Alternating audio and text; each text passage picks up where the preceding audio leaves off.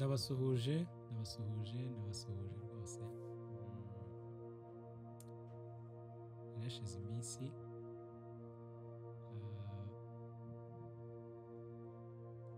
itari mikeya, nubwo yaba umunsi umwe cyangwa ibiri bihagije kuba nabakumbura. Nongeye kugaruka muri ya njyana yacu yitwa my testimony, cyangwa se gusharinga ubuhamya bw'uko twizeye, uko twahinduwe bashya, uko twahinduwe abakristo cyangwa se abakristo. N'urwo rugendo turimo. Still nanone ntago nje ari njyewe uje kubahereza ubuhamya, ahubwo hari umuvandimwe natumiye, yatubereye umugisha mu biganiro bishize. Imana rwose imuha umugisha. Reka mwakire ntatinze rero. Reka ari umuvandimwe wibwire kuri Speak the Truth. Murakoze cyane. Amazina yanjye ni David Israel Niyonkuru. Nkaba ndi umukristo, nkaba ndi umwana w'Imana, nkaba ntiranira mu itorero Reformation Baptist Church. Umurimo nkora ni ivugabutumwa mu banyeshuri muri kaminuza. Nkaba nanasavinga ku itorero ryanjye. Imana ishimwe cyane rwose, ishimwe ikuduhaye, iduhaye kubana nawe. So turagira ngo ntatinze muvandimwe nkubaze ukuntu wizeye, hanyuma bifashe mu rugendo turimo, kugira ngo habeho kubwiriza abantu n'abantu, habeho kumva rwose ibi twigisha, ariko habe no kugaragaza n'icyo uyu murimo ku bizeye duhora tuvuga abakristo wakoze mu buzima bwacu ugenda ukora cyangwa se wagiye ukora ku bizeye. So nifuzaga ko cyangwa se twanagutumiye kugira ngo uduhereze ubuhamya bwawe. Ntabwo dutwara igihe kinini, uko umwami azajya ashoboza umuntu uwo ari wese twatumiye, mbese azajya bitanga uko umwami yabimuhaye. So ni karibu rwose. Murakoze cyane. Ubuhamya bwanjye ndabushyira mu byiciro bitatu. Mbere yo gukizwa, ko nakijijwe, na nyuma yo gukizwa. Hari ukuntu abantu bajya bavuga ubuhamya, ukaba bita ngo ni ubuhamya bukaze. Ifite ubuhamya bukaze. Of course biteyemo urwenya, kubera ko ubuhamya bukaze bavuga bashaka kuvuga ubuzima wenda bukaze bw'ibyaha babayemo, ku buryo nyine abantu baba bumva ubuhamya bavuga ati kuno muntu yari akaze mu byaha, noneho akavuga uburyo Kristo yamukijije. Nyuma njyewe iyo mvuze ngo ubuhamya bwanjye burakaze, nuko nta buhamya budakaze bubaho. Ni Kristo ukiza abanyabyaha. Ni Kristo, nta mupfuye gake, nta munyabyaha gake, bose ni abanyabyaha kimwe. Nta n'upfuye cyane, nta upfuye cyane, nta upfuye yego. Rero still ubuhamya buhora bukaze, buhora ari igitangaza. Muririmbyi umwe niwe wavuze ngo ni igitangaza, ngo jya umunyabyaha nahawe agakiza ku buntu. Undi arimo ngo sinzibagirwa igihe nakizwaga, ubwo Kristo yinjiraga muri njyewe. So rero nanjye sinabyibagirwa. So nihuse, nakuriye mu muryango w'abantu bavuga ko ari abakristo. Ntabwo ariko bose bari abakristo, kuko bamwe bizeye inyuma yanjye. Ariko nakuze njya gusenga. Papa yantoje gusoma Bibiliya nkiri umwana muto, ku buryo ku myaka 12 nari narasomye Bibiliya yose muri ubu buryo bw'uko inkuru zose zirimo nabaga narazisoma. Wenda ukuremo wenda Zaburi, cyangwa wenda Habakuki.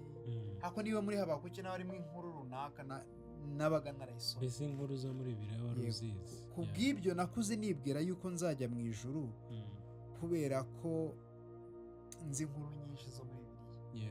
Abantu banyitaga pasiteri kuva kera.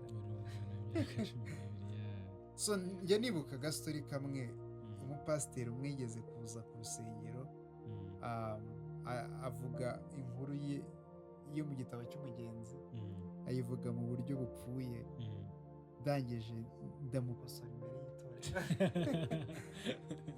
Nyine byari funny, ariko nyine nagira ngo mbere ku buryo nyine nakuze ndi umuntu usoma ibitabo by'abantu hano Rutayisire bitwa ngo senga uhindure gakondo yawe, ngo abarinzi b'inkike, ibintu ibitabo bya ba Joyce Meyer ngo guhinduka umuzi nyawe, nabaga narabisomye byose. Ubuzima bufite intego iyo narayisomye actually inshuro 3, ariko nyuma yo kwizera. Ariko icyo gihe kera nkiri umwana narasomaga. So rero ukuntu abana bakunda gusoma, rero njye nta bitabo nagiraga by'inkuru. Igitabo cy'inkuru nagiraga ni Bibiliya. So ku bw'ibyo nakuze nko muri primaire nibwira ko nkijwe ku bw'izo mpamvu njya gusenga. So ngiye muri segonderi rero nagiye kure y'ababyeyi, njya muri boarding school, mu bigo biga babamo. So nakundaga filimi cyane. So rero filimi bazerekanaga muri weekend, naturaga ikigo nkajya bita kwa Saidi kureba filimi. So twazirebaga rero kwa gatandatu no ku cyumweru, bituma gahunda yo kujya gusenga ngenda nyiskipinga, nyibagirwa. Byageze kujya muri superieri ntakijya gusenga, cyangwa ibintu by'abarokore mbiseka, nari abantu baririmba. So ubuzima bwo kwinezeza umunyeshuri wo muri boarding school yakora nabugiyemo. Nibuka yuko abatipe banywaga urumogi bajyaga barunywa twicaranye, ntabwo nigeze ndunywaho, ariko navuga yuko ari common grace itangaje. So rero nibwiraga ko nkijijwe still muri icyo gihe cyose, ntabwo nigeze mbaho ntekereza ko nakijijwe until igihe kimwe, igihe cy'ikizamini cya leta cyarimo kiregera, ntangira gutekereza ko ubundi Imana iranze. Nkajya mbitekerezaho kenshi. Rimwe ndimo ndabitekereza ndi mu rusengero, umukobwa w'umuhanuzi abahamagaye izina ryanjye. Numva icyo bakiranyije, numva menye uko Imana inzi. Ntabwo nizera ko uwo muhanuzi yari akijijwe, kubera ko nyuma uko nasanze nta butumwa bwiza azi. Ariko event yabayeho yatumye ngira ikintu cyo gutinya Imana mu buzima bwanjye, yatumye ngira kumenya ko Imana iriho kandi nzi n'ibyaha byanjye. So ubwo bworo bwakomeje bwiyongera, bw'imagnifyinga kugeza igihe natangiye gutekereza ko mpfuye narimbuka. None bikambuza amahoro, najya kuryama ntekereza ko bita birangira, nkabyuka nkibitekereza. Ibikorwa bimwe najyagamo bya entertainment naba mbirimo umutima ukandya, umva nta mahoro mbifitemo.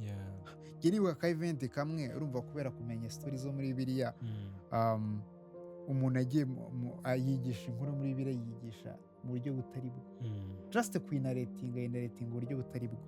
Byumvise umutima urandiye, nkaho ari igihe wakabaye uhagaze aho ngaho urimo urigisha, kuko inkuru ndayizi, ariko still nihitiyemo ibyaha, sinajya gusavinga Imana. So rero kwa gukunda gusoma kwanjye natangiye gushakisha ukuri, nkibwira yuko nisoma ibitabo bitandukanye bivuga ku Mana nzabona mukuru. Natangiye gusoma ibitabo by'abadive n'iby'abahamya ba Yehova. Hari igitabo cy'abadive bita Intambara Ikomeye, buriya kiriya gitabo naragisomye ndakirangiza. Hari n'ibindi by'abahamya ba Yehova bita Daniyeli n'ibyahishuwe, ni igitabo nacyo natangiye gusoma. So rero bivuga ibintu by'iminsi y'imperuka. Rero ko nabisomaga numvaga ndibonemo ukuri, ahubwo byarushagaho kuntera ubwoba, ariko bigakontraduizanya, bikavuguruzanya. Nk'uburyo bamwe bavuga mu ntambara ikomeye bavuga ko antikristo ari papa n'ubugaturika. Aba muri icyo gitabo cyangwa bavuga ko antikristo ari UN. So nkibaza wayo bidahuza. So muri icyo gihe twemo turakora ibizamini bya leta turabikora, turataha. Natashye rero numva nshaka kujya kumenya uburyo namenya iby'agakiza. Ntangira kujya mu idini, ntangira kujya mu gusenga. Rero najyeyo nibwira ko gukizwa ari uko bavuga ngo zamura ikiganza. Rero bizi ko mu matorero bakunda gukora inshuro nyinshi. Nta n'imwe byigeze bibaho mpari muri icyo gihe. Kuko iyo babivuga kubera kutamenya ukuri nari kwita ngenda. So rero ubwoba bwabwo niko bwakomezaga bw'imilitipuriye, bwiyongera ku buryo najyaga ntinya no kugenda mu muhanda, nibwira ko ninjya mu muhanda imodoka iri bungonge, ahita mpfa, ahita njya ikuzimu. Bukomeza bwiyongera, ibitotsi bikajya bigabanuka. So ari nako nsoma ibyo bitabo, ibyo bitabo ariko bimvanga, nibwo natangiye kongera gusoma Bibiliya. Rero nza gusoma Abaroma igice 10:9 avuga ngo niwatoza akanwa kawe ko Yesu Kristo ari umwami, ukizera mutima ko Imana yamuzuye, uzakizwa. Uyu murongo nari nsanzwe nkuzi, ariko icyo gihe musoma wari uremereye cyane. Hari impamvu yabyo, kubera ko nibwiraga ko ndi umunyabyaha guhera ngiye muri segonderi. Ubwo ni imyaka 6 yo muri segonderi. So nkumva yuko nimara indi myaka 6 njya mu rusengero, nkora ibikorwa byiza, mva mu gikundi ndimo nkajya gusenga, none bizahwaniramo Imana ikirengagiza ibyaha byanjye, nkakizwa. Ariko still ubwoba niko bwikuba buri joro. Rero igihe nsoma umurongo, Imana yamurikiye umutima wanjye, mbona yuko nizera koko ko Imana ko yazuye Kristo wapfiriye ibyaha byanjye, nkamwatura nk'umwami ndi bukizwa.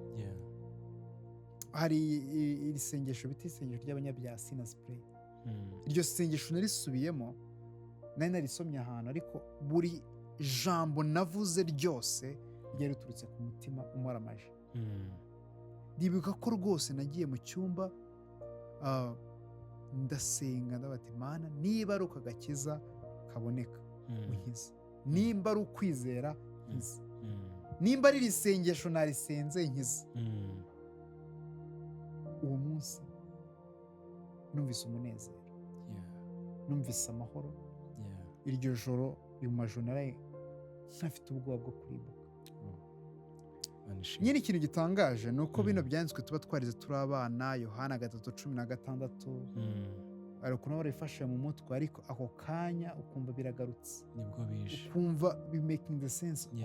Burya Imana yakunze abari mu isi cyane, bituma itanga umwana w'ikinege, umuntu umwizeye ntarimbuka ubugingo buhoraho. Numva menye ko mfite ubugingo buhoraho. Nuko nakijije. Hari muri 2014 mu kwezi kwa 12. Ntabwo nibuka umunsi, ariko nibuka ukwezi. Ikintu gitangaje, nari mu gihe cy'ubwangavu burimo bugera ku musozo, ariko bugeze ahantu hakomeye kuko ndangije segonderi. Numvaga nshaka kugendana n'ibigezweho bishoboka byose, ariko njye nibuka kujya gusengera mu itorero ryo mu mujyi byarananiye. Njye numva nshaka kujya ahantu haciriritse horo, ahantu nzasavinga.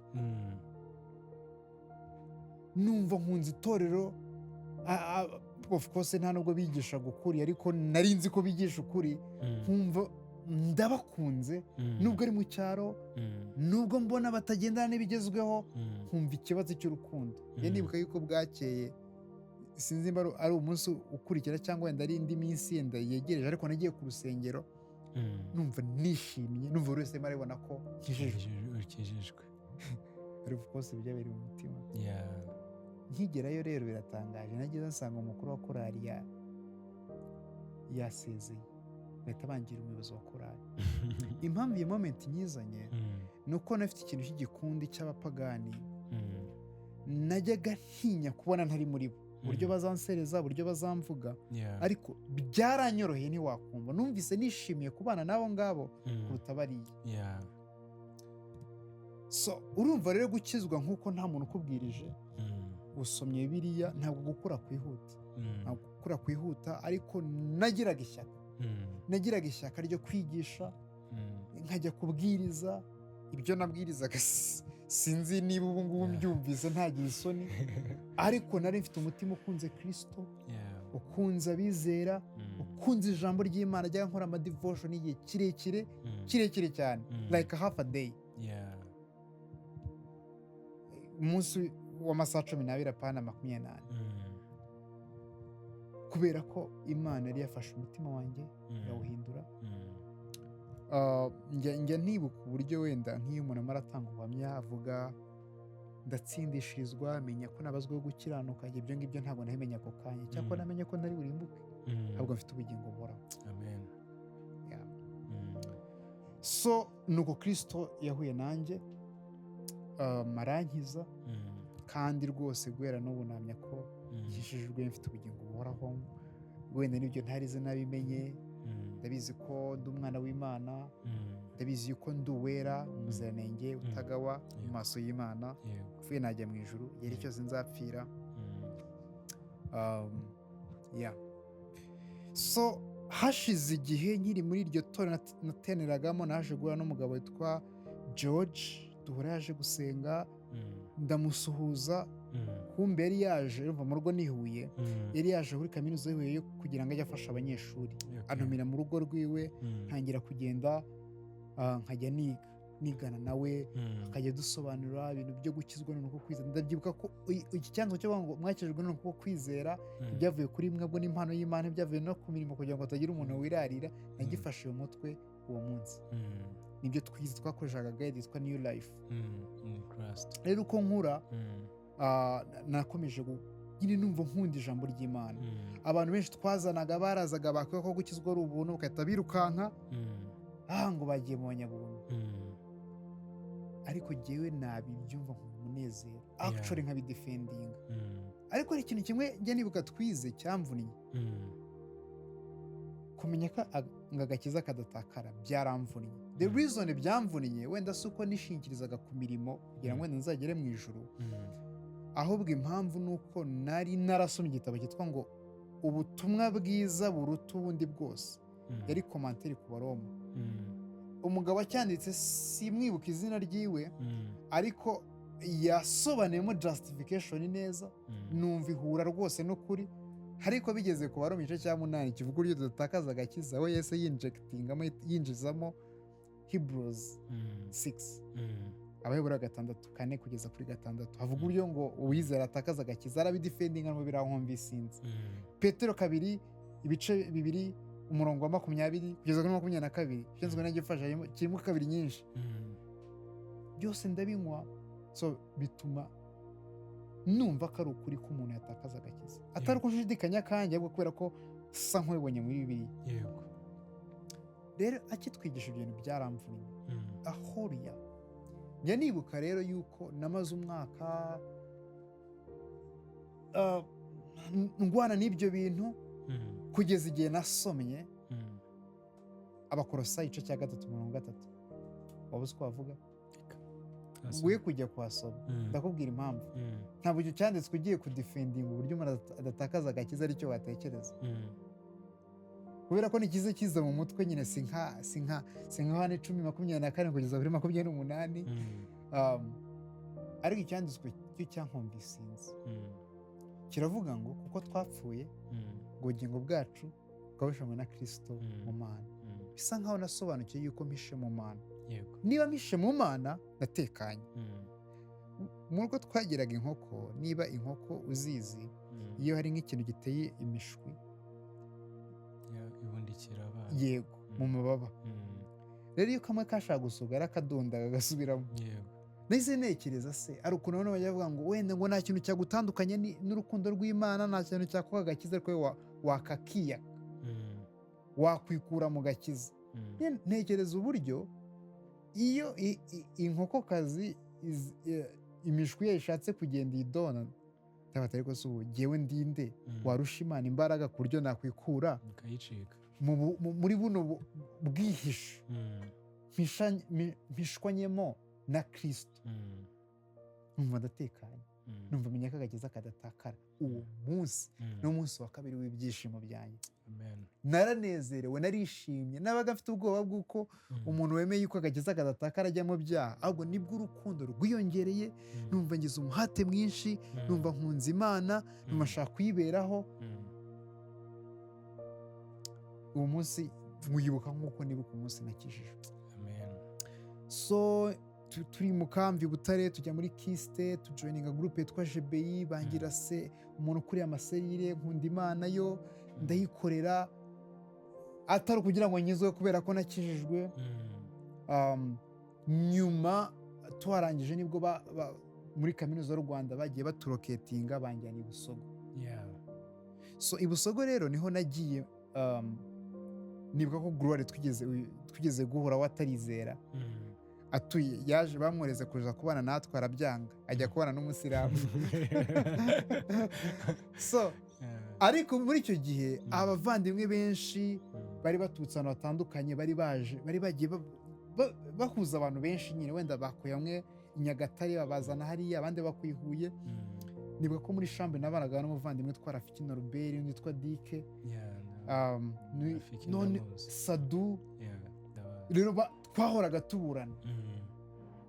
Njya nibuka yuko kiriya gitabo yitwa ngo ubuzima bufite intego twigeze kuvuga kare, naragisomye inshuro 3. It's crazy. Nakundaga Rick Warren cyane, ariko bakambwira uburyo Rick Warren hari ibintu yigisha bitarimo ukuri, kandi koko ubona amaze kubona ko bihari rwose nabi. Ariko ibyo se nabibonaga, ndabyuka ko twaburana nkabidefendinga, ariko ko twaburanaga niko ajyaga gushakisha. Nimba tuburanye, nimba turimo turabona niba Imana itoranya, wenda ndimo ndabihakana babyemeza, navagaho njya gushaka ibyo bintu. Nasoma ibyanditswe nkabona ko Imana itoranya, nkabyemera, umunezero ukiyongera. Kimwe mu kintu wenda nshaka kuvuga ni uko nagize ishyaka rya evangelism, kubwiriza abantu ngo benduke abakristo.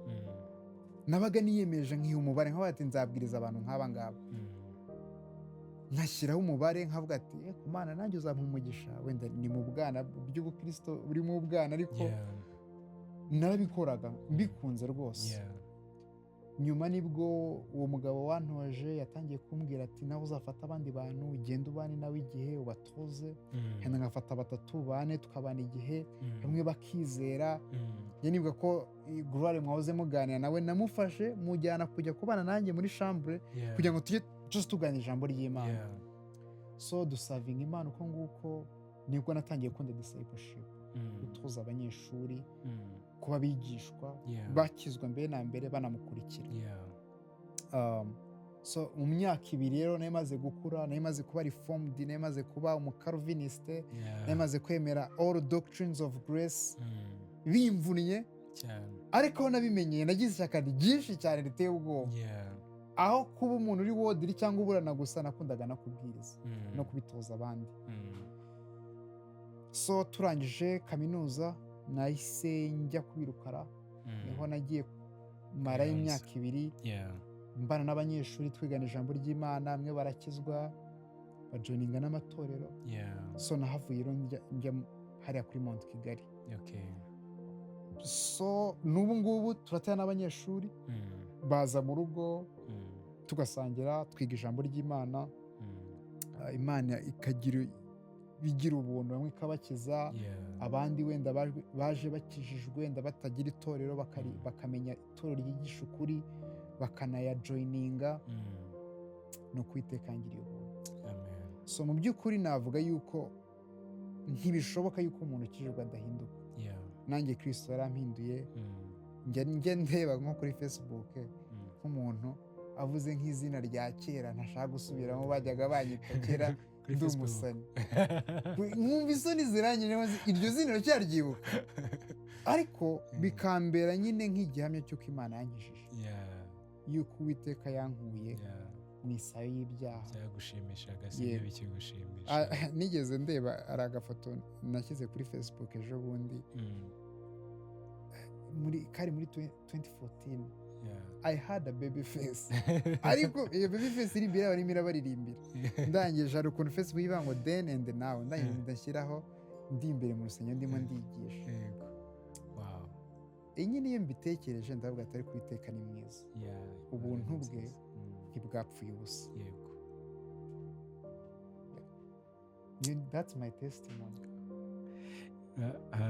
Njyewe ndumva nabaye speechless ku buryo numva nta n'ikintu mfite cyo kurenza usibye kuvuga ngo Imana ni nziza, Imana ni urukundo, Imana igira ubutabera bwose,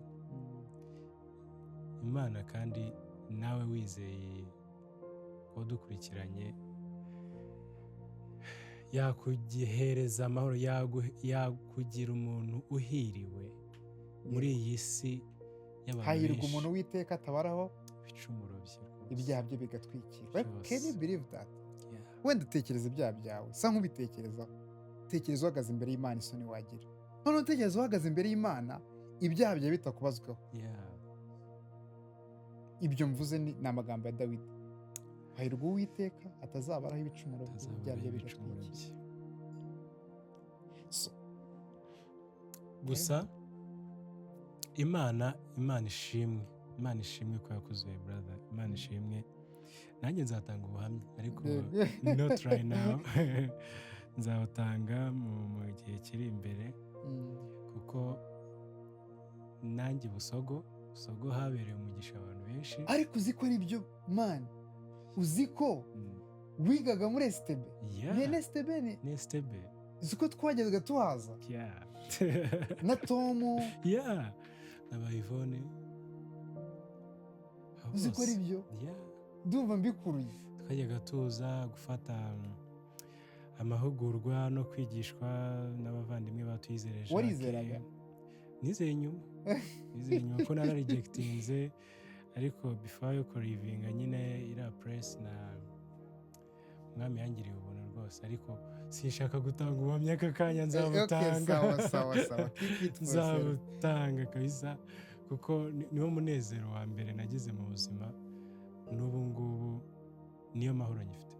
Gusa Imana ishimwe rwose, abantu bakoreye umurimo w'Imana i Busogo, Imana yarabakoresheje. Kimwe mu kintu yakinshimisha nyine mu buryo Imana ikora ni uburyo ndebye n'uwi Busogo akiri muvumo y'ubutumwa bwiza, ariko that was not the case. Sinshaka kwenda gufata credit yabyo, abantu bizera bari bahari, ariko iyi muvumo y'ubutumwa bwiza yagiye ikuza reformed churches yari itarahagera. Ariko Imana ikoresha abagaragu b'imburamumaro, ubutumwa bwiza bukagenda. Abantu benshi ushobora gusanga nyine abantu uhura nabo usanga ari testimony i Busogo, hari n'abandi usanga za Butare, ni Nyagatare. Umugabo umwe ni John Papa navuze ngo ujye unyanyagiza ngo imbuto z'ijambo ry'Imana ahantu hose na online, ngo ahari umwami Imana w'ibishimwe azagwa kuri iyo mbuto. Imana ishimwe cyane. Jya nibuka abagabo nka ba Jacques Tuyizere, ba Obedi, nibo bankurikiranaga nkiri Busogo, nkava muri STB nkaza mu ma fellowship yabaga ari Kigoroba, muri za Ajemeri, muri JBI twajyaga tuhaza n'ibiki. Imana yagiye ibana natwe, so ndashima Imana rwose ko kubw'ubuhamya bwawe bunyibukije cyane kiriya gihe. Numva ndakibutse, nibutse ibintu byinshi, uburyo Umwami yangiriye ubuntu rwose. Imana ushimwe. So natwe we chose gutangira ubu buryo kugira ngo n'aba bantu bahora bubitse imitwe mu matelefone, mu mamashini, ku ma Instagram, hirya no hino ku mbuga nkoranyambaga, naho tutaragera tuzahagera. I really appreciate brother, nshaka gutera umwete rwose, ureke ijambo ry'Imana rivugwe. Iyi platform nk'izi ziba zikenewe. Nyine abantu bakurikirana imbuga nkoranyambaga cyane. Rero sinzi impamvu abizera ubutumwa bwiza rero basigara mu kwamamaza ubutumwa bwiza bakoresheje izi means. Njya ntangara burya ujya usoma nk'uburyo reformation yabayeho mu 1517 igihe Martin Luther yamanikaga zira theses 95, uburyo byamamaye ni tekinoloji. Kirya gihe nibwo iyi guprintinga, gucapa byari bivumbuwe, ariko nibyo Imana yakoresheje kugira ngo ibintu bibereye mu Budage Wittenberg bizenguruka Europe mu byumweru 2. So ntabwo tekinoloji ari ikintu kibi. I think ko ari ishobora gusavinga for bad purpose, ariko ndakeka ko ari ikintu cyiza tuba dukwiriye gukoresha kugira ngo ubwami bw'Imana bukomeze bwamamare. Urakoze cyane, Imana iguhereze umugisha kuntera umwete, kandi umwami nabishima tukiriho tuzabikora, tuzakomeza muri uwo mujyo. Reka ngushimire. I have a message nshaka guha abantu bazatwumva. Nta kibazo. Sinsoze ntayitanze, sinzi umwanya uri kuba, ariko yitange ari naho tuza gusoreza. Urumva, ntabwo ubuhamya bwanjye bukiza umunyabyaha. Ntabwo ubutumwa bwiza ari ubuhamya bwanjye. Ubutumwa bwiza ni ubuhamya bwa Kristo Yesu. Ariko iyo ntanze ubuhamya bwanjye, mba mbutanze kugira ngo mpamirize icyo Kristo yakoze. Pawulo niwe wavuze muri Timote wa mbere 1:15 ngo ngira ijambo ni ryo kwizerwa kandi rikwiriye kwemerwa rwose ko Kristo yaje mu isi gukiza abanyabyaha muri bo nijye w'imbere. Akavuga ngo kandi ngo yangira imbabazi, ngo anyerekane imbabazi ngo kugira ngo mbe akabarore, mbe urugero rw'abazizera. Kandi bagamasha kuvuga ngo mbe impamvu nta muntu n'umwe uzagira nimwe excuse yo kutaza kuri Kristo. Niba ngiye Pawulo w'imbere, Imana yarankijije, n'icyatuma we uvuga ko yanze kugukiza. So mbivuga ndagira ngo mbwire wowe uzumva buno buhamya bwanjye, I have no interest yo kuba wakumva ibintu Kristo yangiriye ngo uvuge ngo mbega inkuru nziza, ahubwo no kugira ngo urebe yuko nawe mu byaha urimo, wenda mu kwiheba urimo, Kristo yagukiza. Yazanye mu isi n'abanyabyaha, ntabwo yaje gukiza abakiranuka kubera ko nta n'abahari, ariko arababwira ko bakiranuka banga imbabazi ze kubera ko bibwira uko Yesu yaje mu isi gukiza abanyabyaha, nawe urimo. Ndakwinginze kugira ngo niwumve ibi ngibi wambaze iryo zina. Yesu yaravuze ngo wambaze iryo zina wese azakizwa. Umusenga umubwire ati Kristo nkiza njyewe umunyabyaha. Uwambaza iryo zina wese ntabwo azakorwa n'isoni. Murakoze cyane. Imana iguhereze umugisha. Kuri Speak the Truth nakagaruka. Murakoze.